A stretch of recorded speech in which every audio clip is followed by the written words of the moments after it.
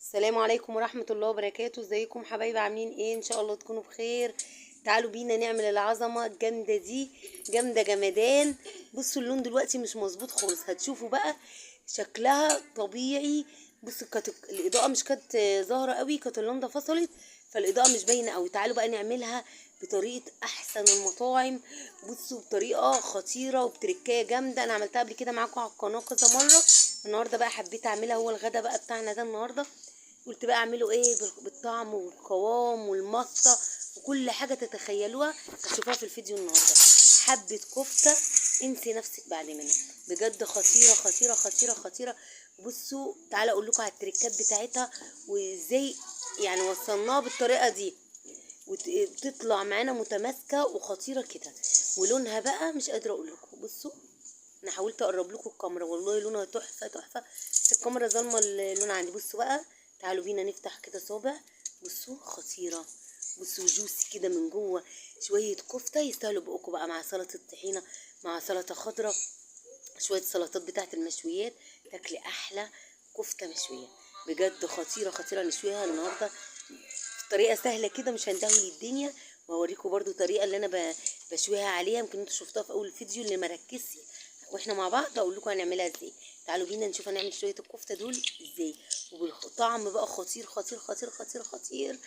بس ما تنسوش بقى اللايكات والكومنتات الجامده بتاعتكم، قولوا لي ايه رايكم بقى. بصوا جبت بقى ايه، حوالي انا هعمل حوالي كيلو الا ربع كده من اللحمه المفرومه. هو حوالي 3/4 لحمه والباقي دهن. بالذات لما الكفته، لما تيجي تعملي كفته تحاولي تعملي الربع او اقل من الربع كده دهنه، بتقولي للجزار وبيحط لك عليها. طبعا حطيت حوالي كيلو من البصل على الكيلو الا ربع. 5 بصلات كده، يكونوا كبار او يكونوا ايه وسط كده. وقرن فلفل، قرن فلفل سبايسي براحتك، بارد براحتك، بس انا بحبه سبايسي يعني. جبت الكبه بقى وقلت اقطعهم بقى في الكبه وافرم بقى فرمه حلوه. اهو بصوا جبت قرن كمان، كان قرن واحد رحت حاطه قرن كمان، حطيت قرنين افرمهم بقى عشان الصوت. طبعا بعد ما فرمتهم اهو، انا عايزه التفل بس، مش عايزه الميه، والميه مش هرميها، هستخدمها في حاجه تانية، هستخدمها برضو النهارده، بس هقول لكم في ايه. بصوا انا هنا حطيت بقى التفل بتاع البصل وهصفيه في مصفى كويس جدا، وهاخد التفل بس وهخلي الميه هقول لكم هنحط عليها ايه. بصوا حطيت هنا، بصوا الكاميرا كانت معايا النهارده ما كانتش مظبوطه خالص الاضاءه. بصوا هنا ميه البصل بوريها لكم، هنا التفل بتاع البصل. تعالوا بينا بقى نشوف هنحط عليه ايه. ادي اللحمه،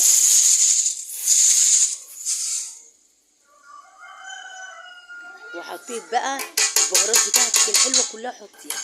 حطيت بقى ايه، معلقه نشا ومعلقه صغيره بيكنج باودر، وطبعا دي يا جماعه ايه شويه كزبره. وحطيت انا حطيت يعني ايه اقل من حزمه كده كزبره على بقدونس، بتبقى طعمها جميل. وحطيت احط هنا بقى بياض بيضه مش صفار، البياض بس. وحطيت بقى البيكنج باودر، بهارات بقى اقول لكم عليها، الفلفل الاسمر والملح والبيكنج باودر والنشا. ولو عندك ال7 بهارات حطي، بس انا خلص الصراحه.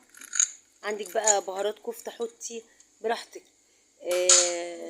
اهو طبعا يعني هقلب كل اللي انا قلت لكم عليه ده، وهجيبه برضو تاني في الكبه احطه عشان انا عايزه اللحمه يبقى لها عرق، هوريها لكم دلوقتي. بصوا انا قلبتها كده تقليبه كويسه، بس برضو يعني عايزه انا العرق بتاع اللحمه ده هوريه لكم دلوقتي.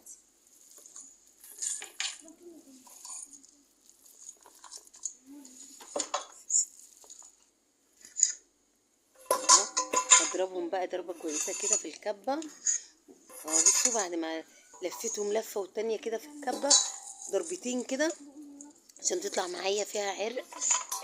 تعرفي تشكليها براحتك. طبعا انت لو عايزه تعمليها بنفس البهارات دي تعمليها حواوشي اعملي، عايزه تعمليها كفته داوود اعملي، اللي انت عايزاه تعمليه من نفس الطريقه اللي انا قلت لك عليها دي. طبعا اهي بصوا هوريكم.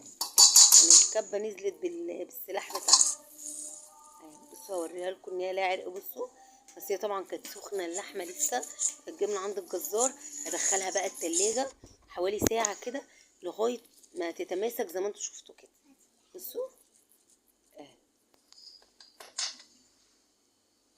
وهنا ميه البصل، حط عليها بقى ملح وفلفل اسمر وشويه بهارات من 7 بهارات وبهارات الكفته، هستخدمها في التصبيع، هصبع بيها. بصوا ليها عرق ازاي، ما شاء الله جميله. طبعا انا هشويها على ايه عشان ما دهولش البوتاجاز ولا دهول صواني ولا ندهول الكلام ده. جبت الشبكه بتاعه الفرن والصاجه تحت، ولفيت الصاجه بورق فويل وحطيت الشبكه بحيث ان هي تطلع معايا ناشفه من جوه طريه، وفي نفس الوقت تتشوي ما تلزقش في بعضيها، تبقى كفته معايا كويسه.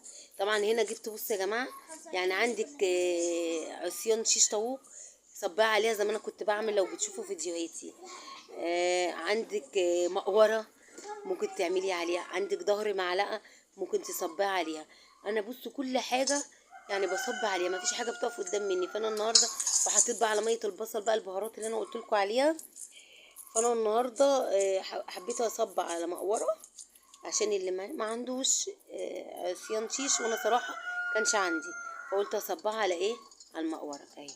طبعا زي ما انتم شايفين اعمليها بقى شكل زي ما الحاتي بيعملها لك كده، لها شكل كده بايديكي. طبعا عملتهم الكميه دي، هدخلهم بقى الفرن طبعا وهم في الفرن عشان يطروا معايا بميه البصل، وهسقسقهم كده بعد نص ساعه كده من هم في الفرن. ما بتاخدش نص ساعه شويه، سقسقهم. بصوا لونهم خطير. بصوا كانت سخنه مولعه، فقلت بقى اطلعها على خضره كده. طبعا هعمل طحينه، سلطه طحينه، وهعمل سلطه خضراء وطبعا انا بسجل لكم الفيديو بعد ما اتغدينا. ما شاء الله كانت خطيره جدا، وطعمها يفوق الخيال، بجد يفوق الخيال. اتمنى ان كلكم تعملوها بالطريقه دي. وعايزه بقى عيش وتاكلي بقى، تاكلي احلى كفته، بجد خطيره، تعجبكم قوي قوي قوي قوي قوي. كل اللي يعملها بطريقتي هيقول لي تسلم ايدك يا مريم، بجد على جمالها وعلى حلاوتها. طبعا نرمي بقى الورق الفويل كده، كده الصواني نظيفه خالص، ولا غسيل ولا اي حاجه، والشبكه بتتغسل بسرعه لانها مفرغه. هو كده كان غدانا النهارده. اتمنى الفيديو يكون عجبكم، اتمنى ان فيديوهاتي تنول اعجابكم. وايه رايكم بقى في الكفته؟ بصوا جمالها من جوه، بجد خطيره خطيره وجوسي كده، وحاجه كده ايه، تحبي تاكليها كده طريه ملبن كده من جوه بجد. وسابع الكفته بصوا يعني ايه، ما بيتقطمش معايا ولا اي حاجه من دي. بصي ولا لو كلتيها مش هتاكلي تاني من عند اي حتي من بره. بجد الفيديو اتمنى يكون عجبكم زي ما هو عاجبني، والطعم في بقي خطير خطير خطير خطير. كده الفيديو انتهى، ما تنسونيش بقى باللايكات الجميله، كومنتاتكم الحلوه، ونختم الفيديو بالصلاه على النبي. اللهم صل وسلم وبارك عليك يا حبيبي يا رسول الله.